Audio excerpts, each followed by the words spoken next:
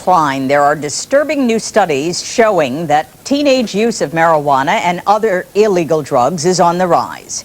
ABC's Anderson Cooper has discovered a small but growing group of young people who are refusing to engage in such self-destructive behavior. They call themselves straight edge. Trevor O'Hare is 16 years old and sickened by the society he sees around him. There's lots of bad things that happen in our community that is wrong. Women getting beat, people getting raped, drugs, eating meat, all that's everything that's just wrong. So everything's got to be changed. Youthful frustration and rebellion. But unlike most young people, what Trevor and his brother Justin are rebelling against is their own generation. There's kids that come to school drunk, kids come to school high. All they do is talk about is doing pot. It's like, yeah, we're going out this weekend, you know, we're gonna get messed up, you know, we're gonna buy, you know, 40s, we're gonna like go get a case of beer, you know, and like it seems like the whole life revolves around like getting drunk, you know, doing drugs, and it's like it seems like such a waste of time for me. Justin and Trevor became part of Straight Edge, a movement that's attracted thousands of young people across the country who believe the only way to better themselves is to forever abstain from alcohol, cigarettes, illegal drugs, and promiscuous sex.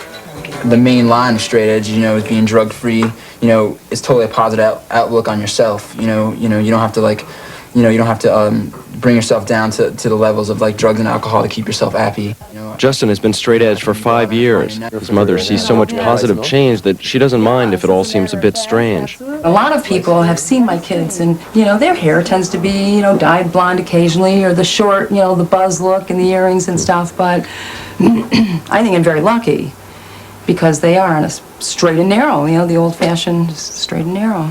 Many straight edgers believe that today's problems began with their parents' generation, which came of age in the 1960s, embracing drugs and alcohol as part of their rebellion. Parents in the 60s wanted to change the world, so they tried to do it, and they could have done it, but they had drugs and they had sleeping around. They trapped themselves and nothing came out of it, you know? You had this 10-year revolution, supposedly, that actually ended up in nothing, and now all we have to show for it is like the HIV virus. Straight edgers are just a tiny segment of the youth population, spreading their message at concerts where the music is loud, aggressive, and hardcore. They look like many other kids, frustrated, angry, rebelling. But for these kids, rebellion is not about changing the world.